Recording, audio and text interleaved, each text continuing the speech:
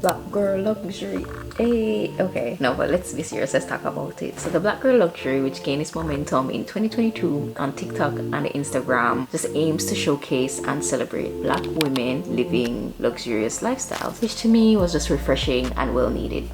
But that's just my opinion. The movement, I feel though strongly, seeks to challenge stereotypes and societal norms that have historically marginalized or excluded us black women from narratives of like luxury and success. And I feel like the overall movement at its core, its values is promotion of self-care, wealth building and financial literacy, and just like the overall pursuit of happiness of black women. Yay! But I feel like even with such like positive messages and good intention, we somehow got lost in the sauce, and the reception of it was not as positive as I would expect or would have hoped. The main criticizers really drove home points about it being very materialistic and consumerist and even like classist. First off, nobody deserves luxury. You don't just deserve luxury because you're born or deserve luxury because you're a woman or a black woman. No, you work for luxury. So we're gonna get into it in this video, and the question I want to answer or tackle is, should we embrace black girl luxury? Because I feel like every movement has its good parts and its bad parts, and nothing is gonna be entirely good. And even if we do support things, we should be able to criticize them. But the question is, should we be embracing black girl luxury?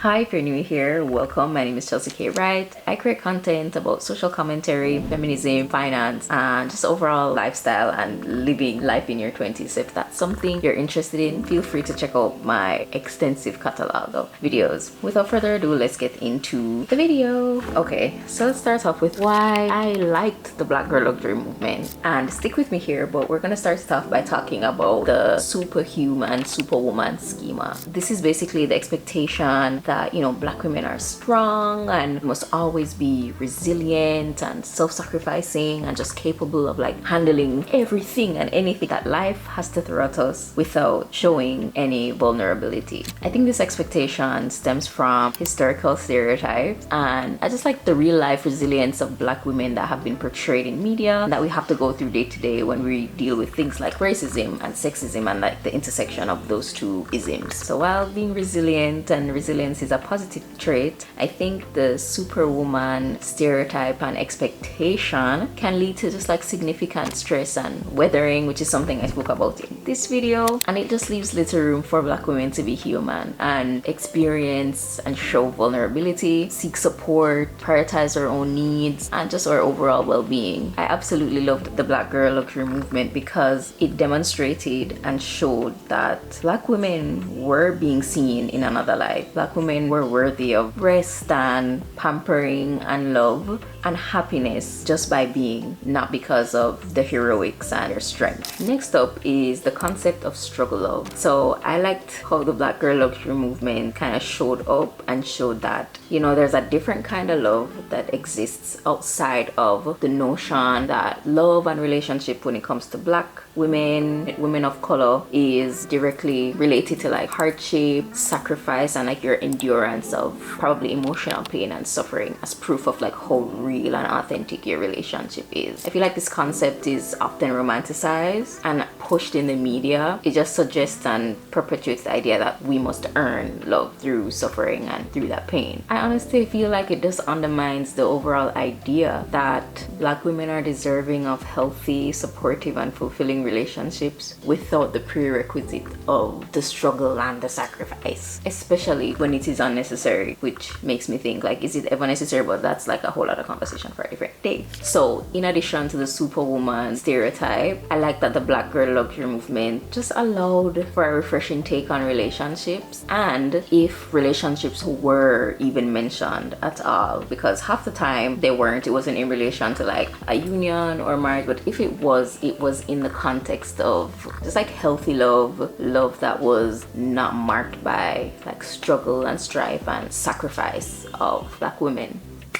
Okay, so we've spoken about the things that I like. So let's talk about and get into the criticisms of the Black girl movement. And before you guys say anything, yes, you can still support and participate in movements and people and still be critical of them, like you're supposed to. Not because you believe one pillar aspect of said movement that means you agree with everything else that they say. Like there's nuance, there can be nuance. So just wanted to put that out there before we get into this next part of the video. So to the critiques of classism, I think I get where it's coming from, and I feel like, yeah, any movement can be classist if it emphasizes like the material wealth and consumption as the only markers and indicators of success and luxury, or in the case of any movement as like the main things of that movement. And in the case of the Black girl luxury movement, and only focusing on the materials of the movement and defining luxury and success that way, people would potentially be alienated because they wouldn't be able to afford XYZ lifestyle if we're using that as the benchmark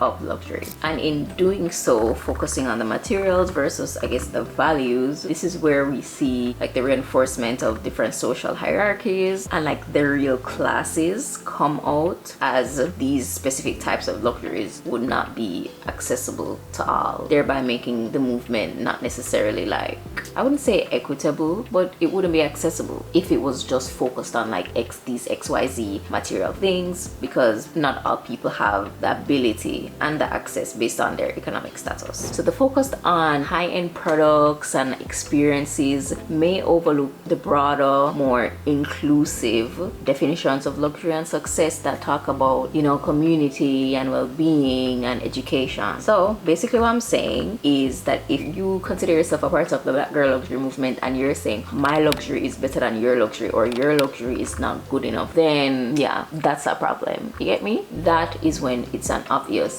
issue. And then we're on to the question of, can the Black girl luxury movement exist ethically within a capitalist society? And it just makes me ask, can any movement exist ethically within a capitalist society? Like, I don't know. Can we? Can we be ethical and still participate? Can we truly be fully ethical?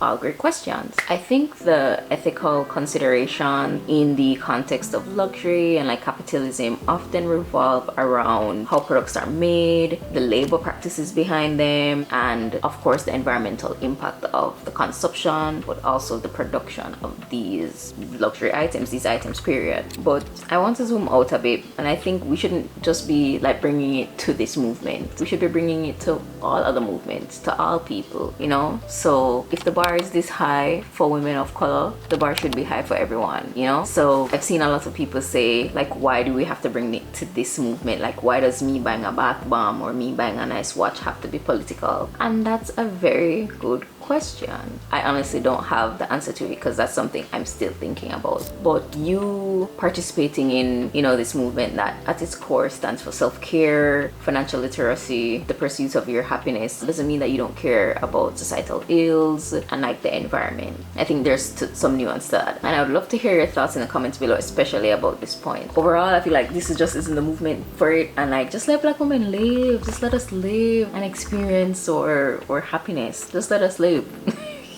All in all, it's not a perfect movement, but I feel like when we focus on the ideals associated with luxury that talk about freedom, self-care, wealth building, the pursuit of happiness, rather than the physical manifestations of luxury, I think that is where the true power of the movement lies. This way it actually empowers and shed light to the multidimensional, the multiple ways that the Black woman shows up in the world, the being that she is. Because I feel like at its core it was just about representation and showing that, you know, we're not superwoman all the time. Sometimes we just want to be soft, and we like nice things and luxurious things just as much as the next girl. So I hope you enjoyed this video. I'd love to hear your thoughts in the comments below, and feel free to check out any of my other videos in my catalog. But until then, with love from Chels. Bye.